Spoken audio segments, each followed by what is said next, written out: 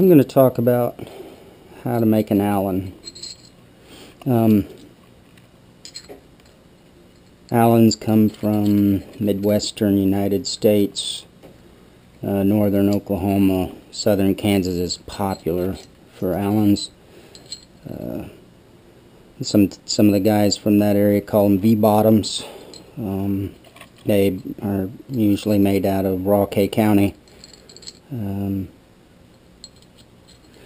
And they find them in other materials as well.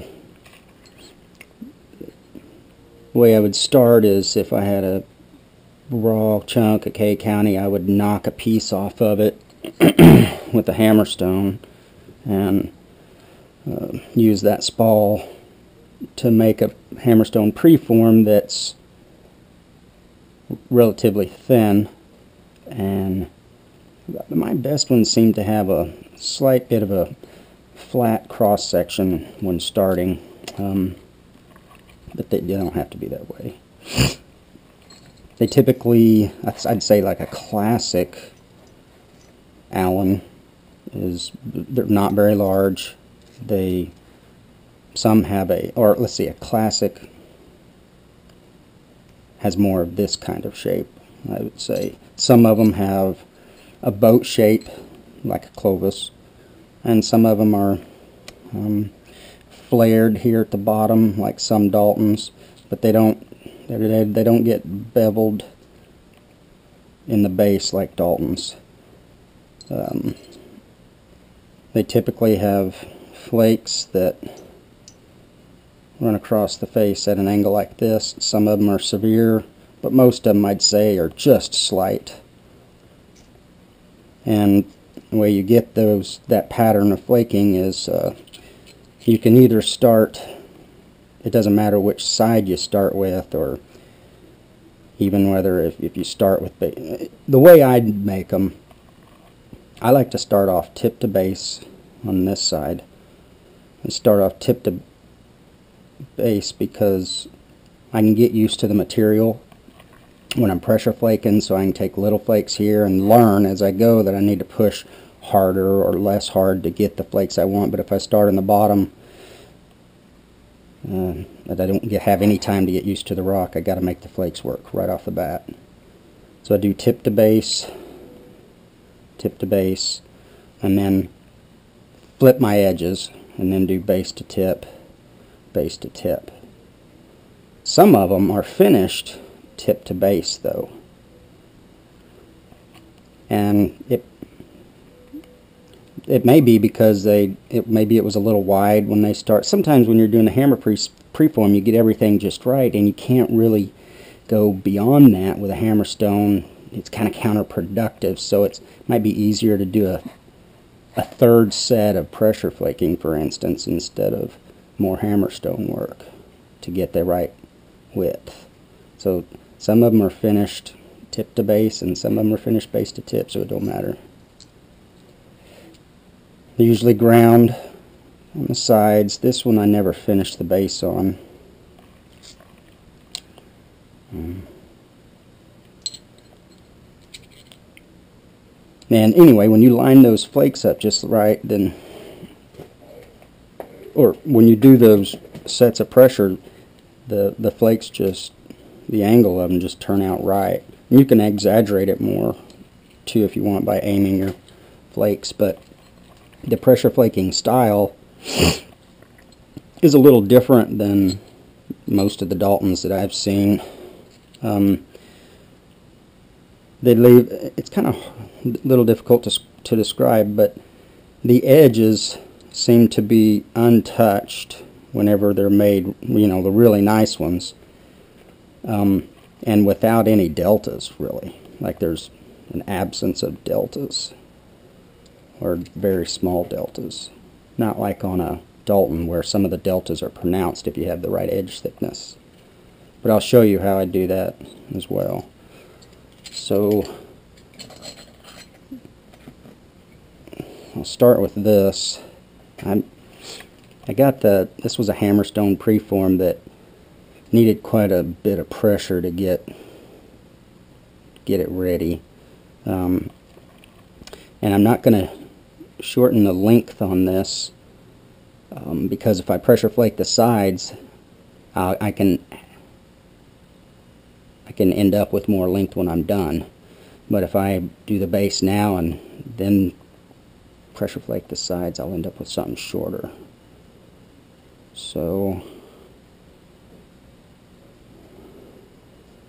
I guess I'll start on this.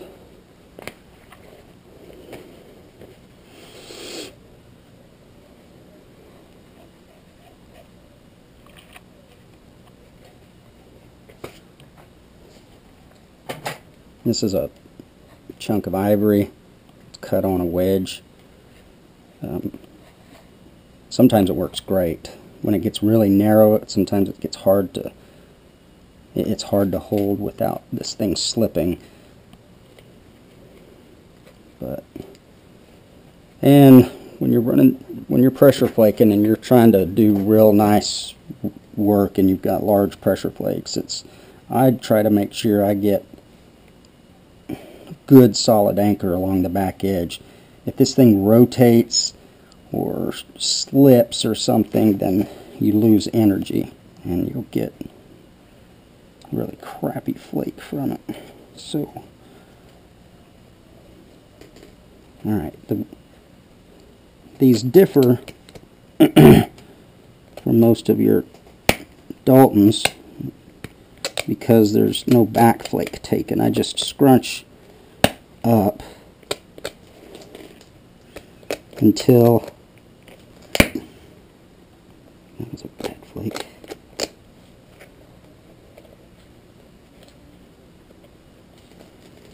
Until I think that whenever this thing lips out, it's going to be even with the trailing edge.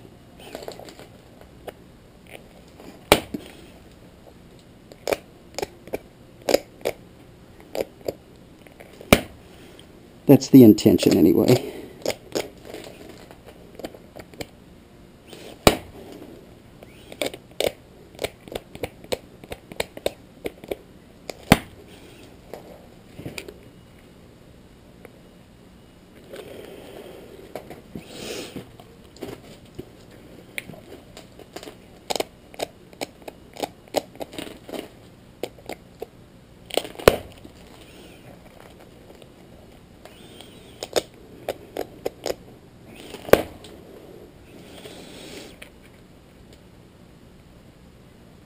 That flake went funny on me. I get my best patterns if I just kind of go uninterrupted, and if my bone stays good, then I don't have any trouble with that, usually. But the more readjusting and stuff you have to do, you lose that rhythm.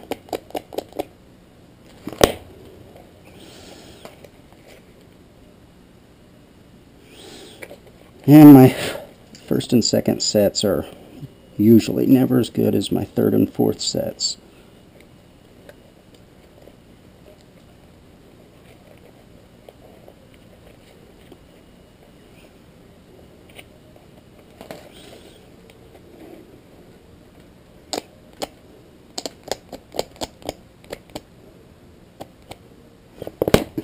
It's slipping.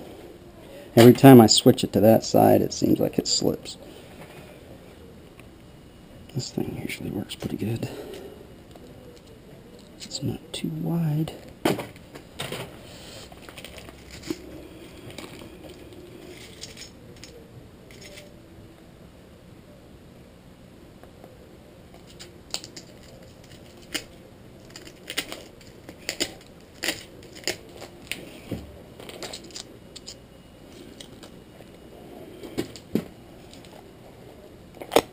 Also, it's better if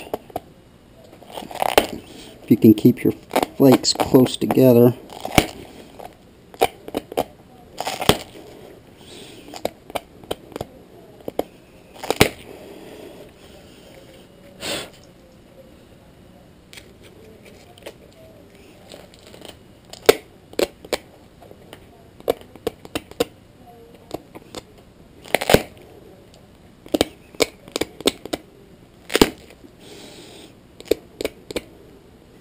sometimes you have to take a back flake just to be able to scrunch up, but we're not taking the flake from the back flake. We still scrunch afterwards.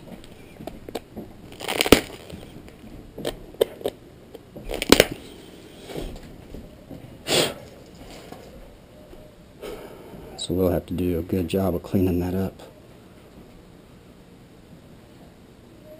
I don't like that at all, but alright.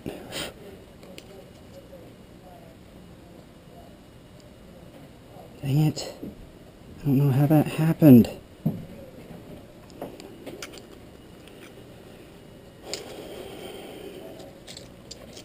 I pressed it off with my hand spacer. That's how it happened.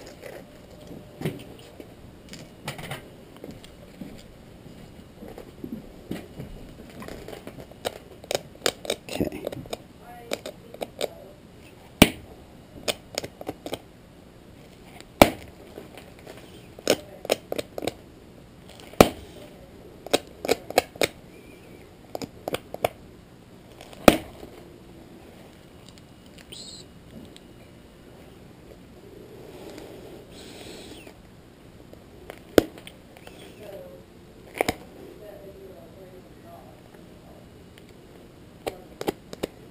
And I have to go for a wider flake here.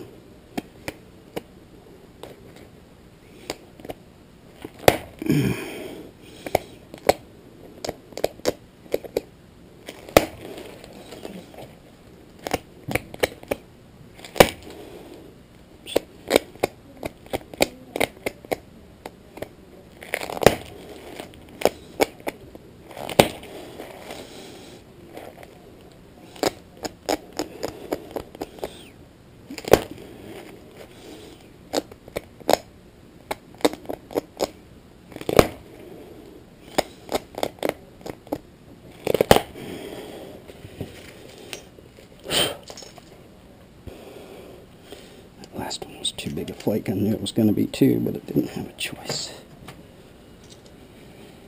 You just hope things like that iron themselves out before you do the last sets.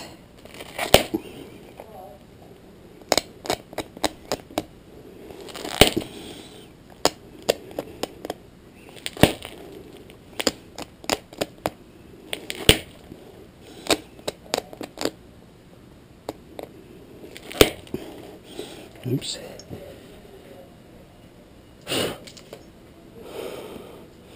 It's turning out a little better. Last flake just wasn't so hot.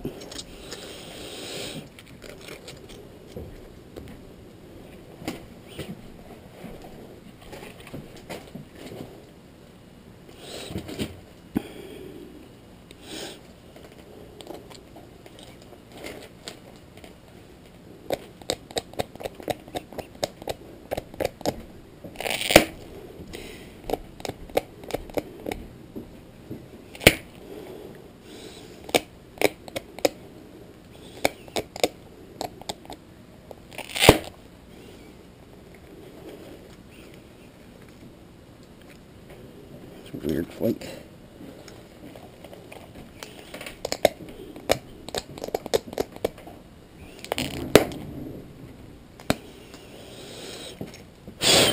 Okay, now I'll flip my edges, and like I say, I want to have this finished with minimal amount of retouch as possible. So in order to maintain symmetry, I try to do that when I set up for pressure. So I originally had a preform that was symmetrical in outline, and now I'm flipping my edges and I want to try to maintain that symmetry. And when I pressure flake it, my set's in, hopefully they'll fall along that pretty well. I just brush in one direction, because when I take the flakes and I'm brushing up, just going to be brushing that way anyway, so it doesn't make any sense to do it again. Now I try not to turn these edges very much because I really like grabbing a thin edge with this antler. I have better control.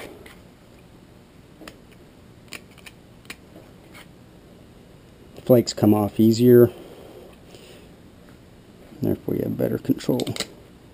This is a pretty good piece of knife river, it seems like. It's not tough.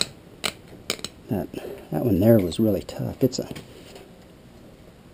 really translucent piece. It's more of your white chalcedony type instead of the dark chocolate brown. I ended up with these couple of bad lip flakes here because I had forgotten when I was flaking this side that I had a hammerstone hinge in there, and I was supposed to work around it, but like an idiot I flaked right into it, and then I took got a really big bite on it to get through at a high platform, and I knew it was going to lip out, but I was hoping it wasn't that bad.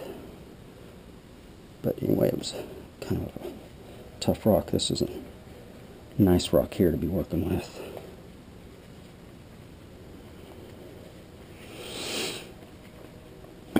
Where was I at? Oh, just doing this.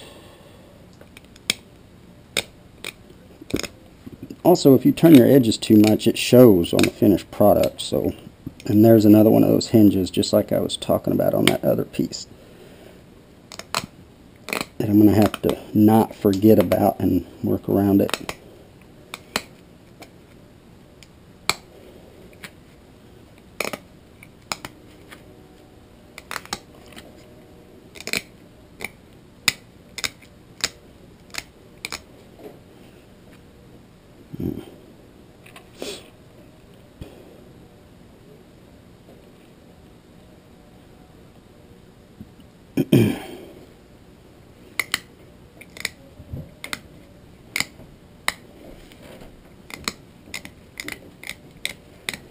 I'm going to really try to focus on this last one and not talk much, these last two sets, because I really want this edge to work out nice.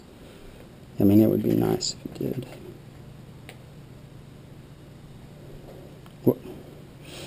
What I find, if, you know, when I brush these deltas back here, if I flip it over and try to stiffen and thicken that edge more, when I go to take the flakes, I can't brush up as easy, and I end up getting flakes I don't want. That's why I don't do that. Okay, I'm going to do base to tip now.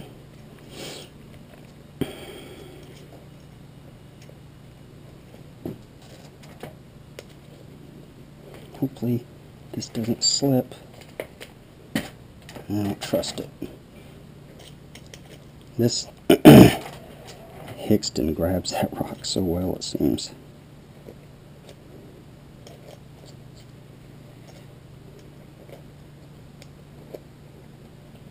Okay. Now, for a flared base, you can skip this first flake and take the next flake, and that'll leave it wider right here.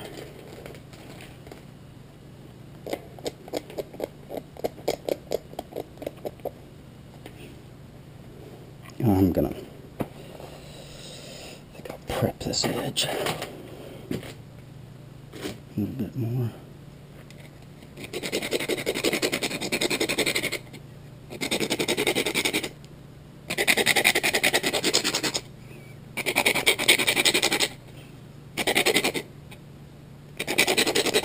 I don't want too small of a tip because it wears out quicker sometimes on tougher rock. Makes little indentions in there that you can't use, so you have to rotate your tool to get around it. But if you leave it a little wider, it'll make it last longer, and you won't have to retouch your tool as much.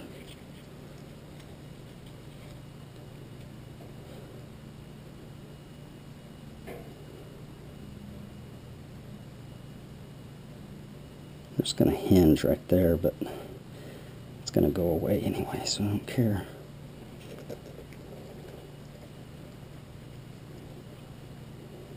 Okay, whenever I'm using a spacer like this, you don't want to break them. You got this gap in here, and when you pressure flake in that gap, you can break them real easy. So I put most of my finger pressure on that, wherever the spacer is at, and then try to use back edge support in other places to keep it from slipping.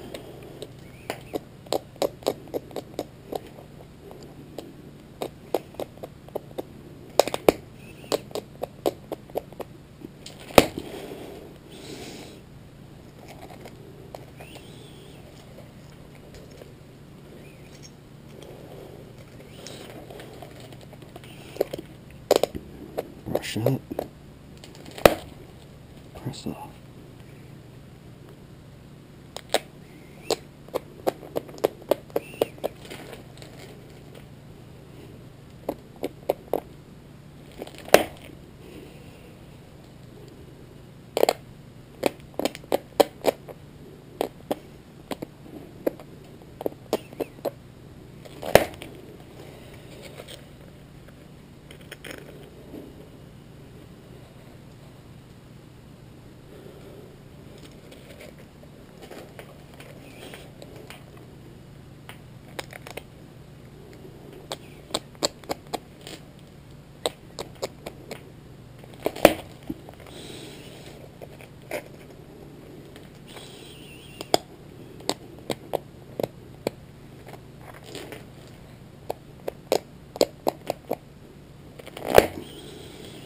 Try and keep your flakes narrow,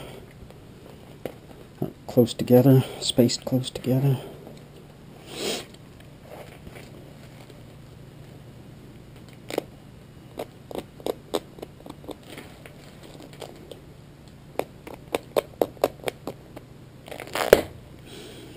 Oops. That failed. I hate that, because that one flake you miss always shows up in the end. So I'm going to try to go back. And there. Ooh, got lucky that time.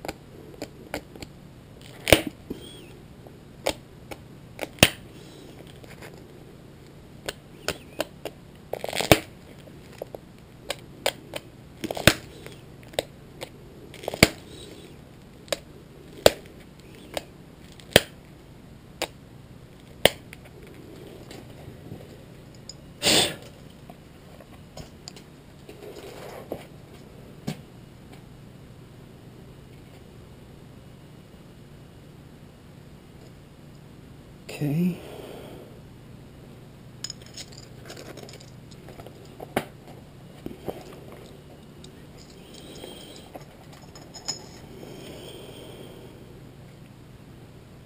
Better address that a little.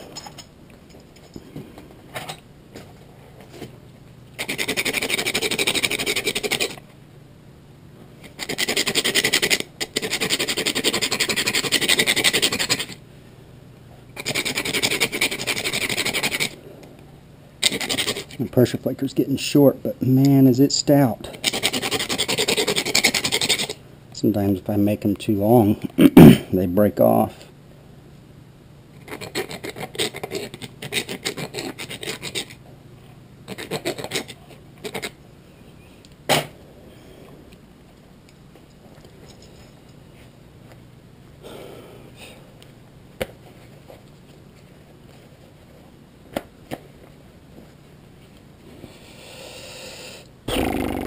Let's see, base to tip.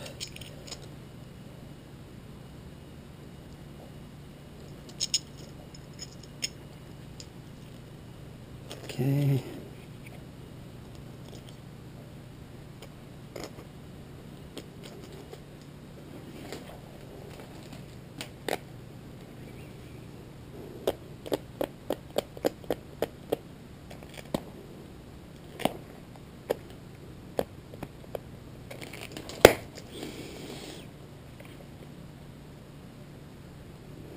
Sure got a little issue there.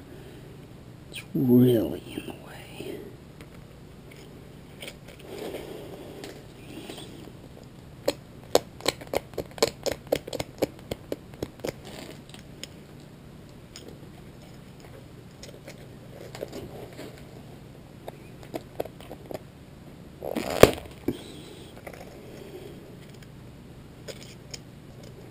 That'll have to suffice. Okay.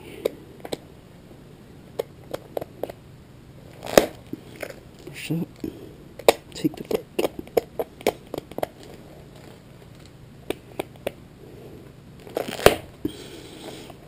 It's so nice whenever it comes off pretty, even like that. Because the more you brush that, in the end, when you're done, the duller it's going to get if you're just brushing it. You have to just be careful. So I like it untouched. It's sharp.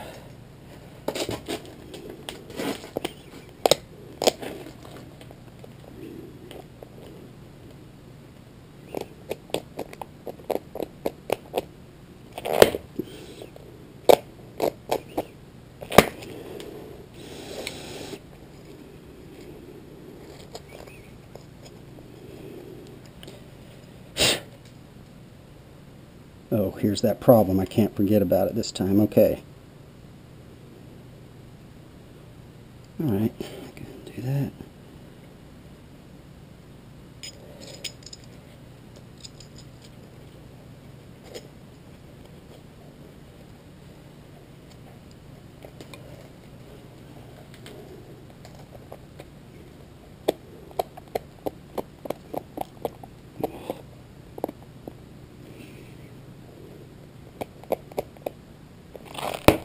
Oh, rotated.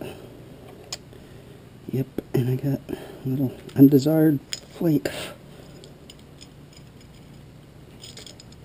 I've really got to make this one count. Maybe I'll switch now.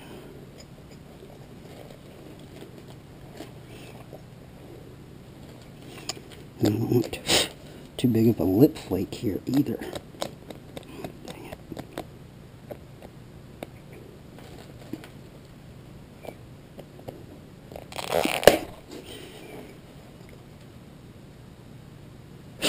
It's ugly.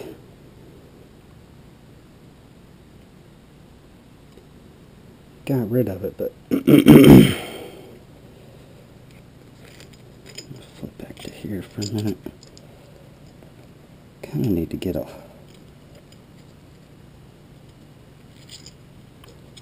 man, the contours are messed up there a little bit now. It looks a little hollow.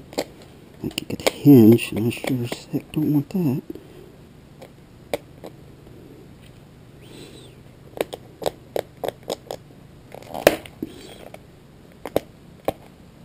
It's a little big.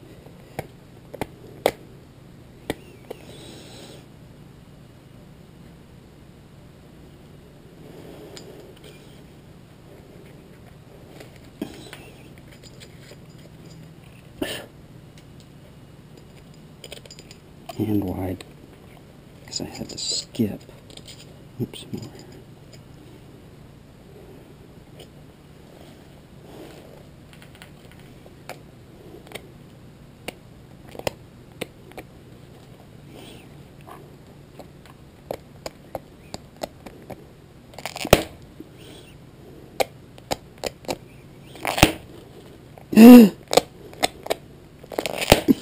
Big lip flake. God dang it.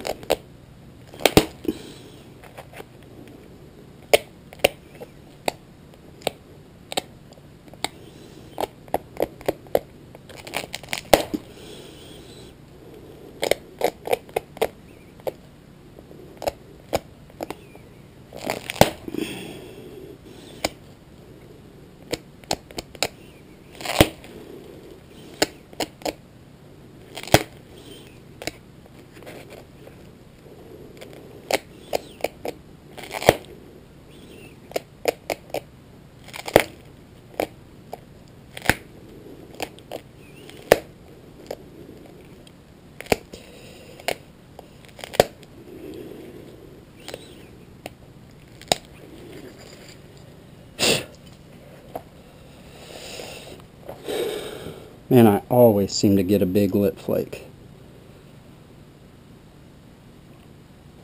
I'm going to start back here and move up to there, and someone will probably notice, but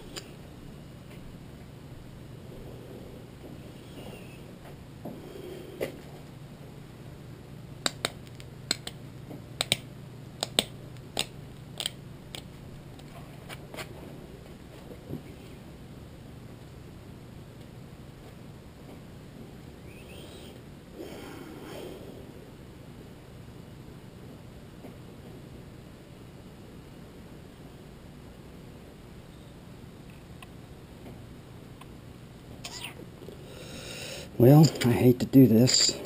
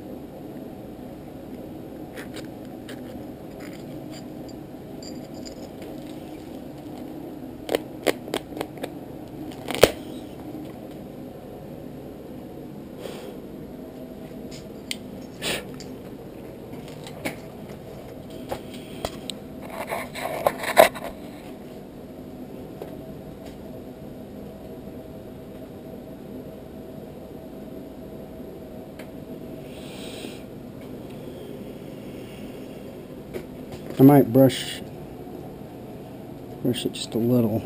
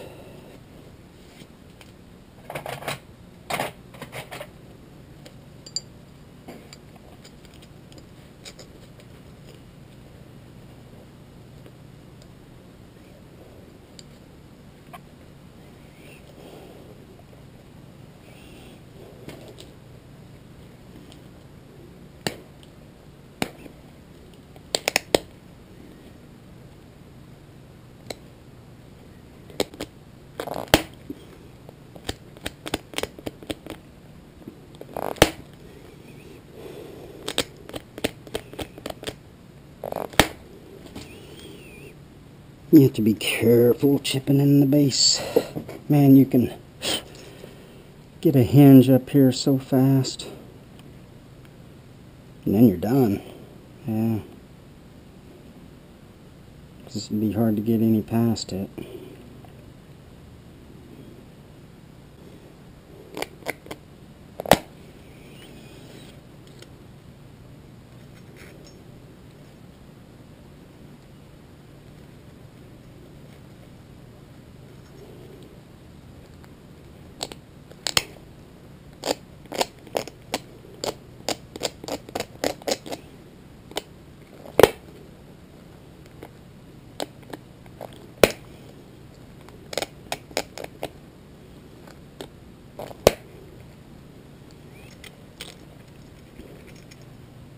Some of them do. I mean, they're pretty well ordered, but I have seen some that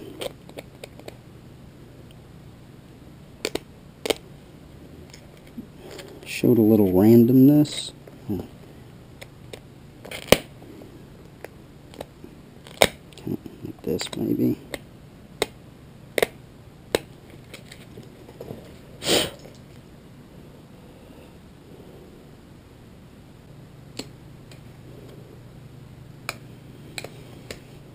They have rounded ears, typically, not like a Dalton, more rounded.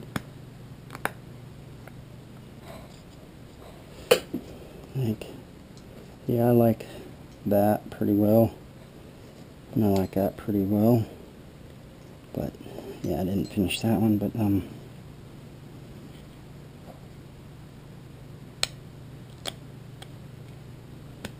just means you gotta come in a little. To me, it's important to get the base right for a few reasons. One, you're hafting it, so it probably fits a tool that's already made for this thing, because it's easier to make the point than it is another knife handle or whatever for it to fit in.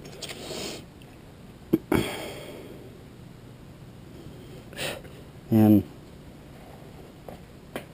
another is if you do the base right, the point style looks right, even if some of the blade work is messed up. But if you get the base wrong, even if the blade works right and you used it all up, you wouldn't be able to identify it correctly. So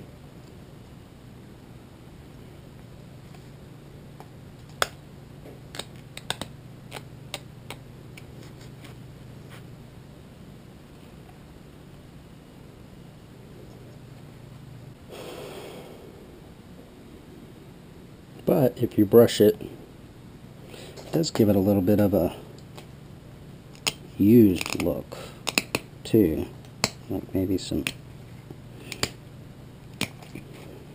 edge wear. So maybe I'll just brush this a little for the camera.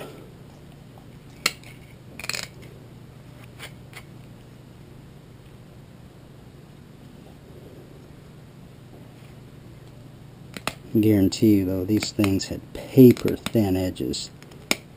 They're so nice. I love them.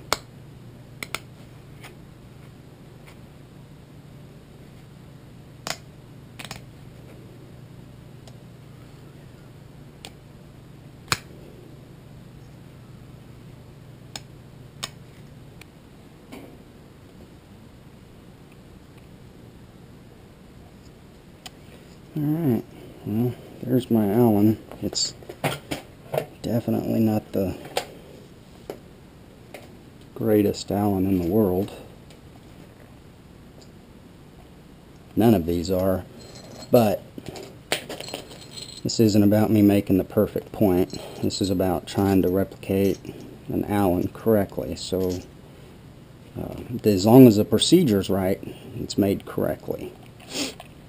And that's what I've tried to do, is try to just follow procedure. So